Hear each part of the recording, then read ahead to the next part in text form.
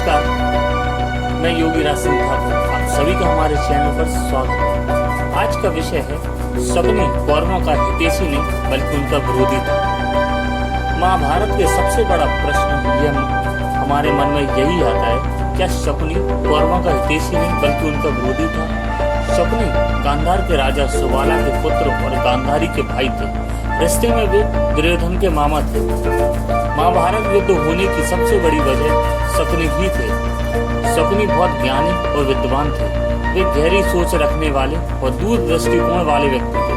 महाभारत युद्ध के दौरान और उसके पहले भी शकुनी कौरवों का बहुत साथ देते थे। वे उनके बहुत बड़े हितैषी और सलाहकार होने का दिखावा करते थे, परंतु शकुनी कौरवों का हितैषी नहीं बल्कि उनका विरोधी था। दरअसल शकुनी धृतराष्ट्र और उनके वंश का अंत चाहते थे। वे चाहते थे कौरवों का अंत हो जाए, इसलिए शकुनी पांडवों से कौरवों का युद्ध करवाया। उन्हें पहले से ज्ञात था कि कौरव पांडवों से हार जाएंगे। शकुनी की धृतराष्ट्र और कौरवों से दुश्मनी दो बड़ी वजह थी। पहली, उनकी बहन गांधारी का विवाह एक अंधे आदमी के साथ होना। हस्तिनापुर के राजा गांधार के राजा को हराया, जिस वजह से गांधारी को धृतराष्ट्र से विवाह करना पड़ा था। पति के अंधे होने की वजह से गांधारी भी देखना नहीं चाहती थी और उन्होंने एक अच्छी पत्नी होने के नाते अपनी आंखें पट्टी से बांध ली। प्रतिज्ञा ली कि वे कभी नहीं देखेंगी। शकुनी अपनी प्यारी बहन की कुर्बानी से बहुत क्रोधित हुए, मगर वे उस समय कुछ न कर पाने की हालत में। तब उन्होंने प्रतिज्ञा ली कि वे इस अपमान का बदला जरूर लेंगे। तब से शकुनी कौरवों के शत्रु बन गए। शकुनी की दुश्मनी की दूसरी वजह उनके पिता का अपमान था। दरअसल गांधारी के विवाह से पहले उनके पिता सुबाला को किसी पंडित ने बताया था कि गांधारी की शादी के पश्चात उसके पहले पति की मृत्यु हो जाएगी। इस बात से चिंतित राजा सुबाला ने उनकी शादी एक बकरे से कराई। उसके बाद उस बकरे को मार दिया गया। इस तरीके से गांधारी एक विधवा थी। यह बात सिर्फ सुबाला उनके करीबी जानते थे। इस बात को किसी को ना बताने की हिदायत सबको दी थी। इस घटना के कुछ समय बाद गांधारी की शादी हस्तिनापुर के राजकुमार धृतराष्ट्र से हो गई। धृतराष्ट्र और पांडव इस बात से अनजान थे कि गांधारी एक बकरी की विधवा है। कुछ समय पश्चात यह एक बात सामने आई कि धृतराष्ट्र और पांडव को इस बात से बहुत ठेस पहुंची। उन्हें लगा कि राजा सुबाला ने उनके साथ धोखा किया और अपमान किया। अपने अपमान का बदला लेने के लिए धृतराष्ट्र ने राजा सुबाला और उनके 100 पुत्रों को जेल में बंद कर दिया। धृतराष्ट्र उनके साथ बहुत बुरा व्यवहार करते थे। उन्हें बहुत मारा पीटा जाता था। धृतराष्ट्र राजा सुबाला से अपने रिश्ते का भी मान नहीं रखते थे। राजा और उनके परिवार को रोज सिर्फ एक मुट्ठी चावल दिया जाता था, जिसे वे मिल बांटकर खा लेते थे। एक दिन बीतते गए। राजा सुबाला के पुत्रों में से एक की मौत भूख के कारण होती जा रही थी। तब राजा सुबाला सोचने लगे कि इस तरह तो वे अपने वंश का अंत नहीं होने देंगे।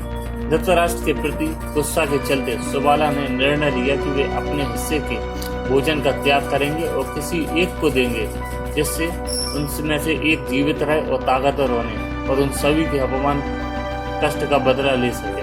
शकुनी उन सभी भाइयों में छोटा था, इसलिए सुबाला ने निर्णय लिया कि शकुनी को अपना भोजन देंगे। शकुनी अपने पिता के इस निर्णय से विरोध में थे। उनसे अपने पिता और भाइयों को इस तरह तड़पता नहीं देखा जाता था, लेकिन अपने पिता की आज्ञा के चलते उन्हें यह बात माननी पड़ी। इसी कारण शकुनी कौरवों का हितैषी नहीं बल्कि विरोधी था।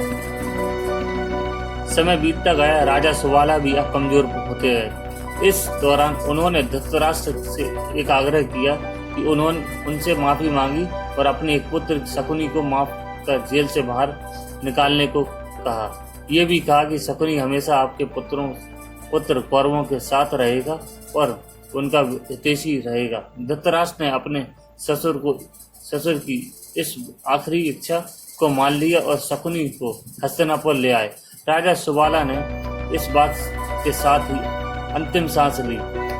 जिससे शकुनी कौरवों का शत्रु बन गया। मगर मरने से पहले सुबाला अपने पुत्र शकुनी से कहा कि उसकी रीढ़ की हड्डी से ऐसे पासे बनाना कि उसकी इच्छा अनुसार अंक दिखाई दे।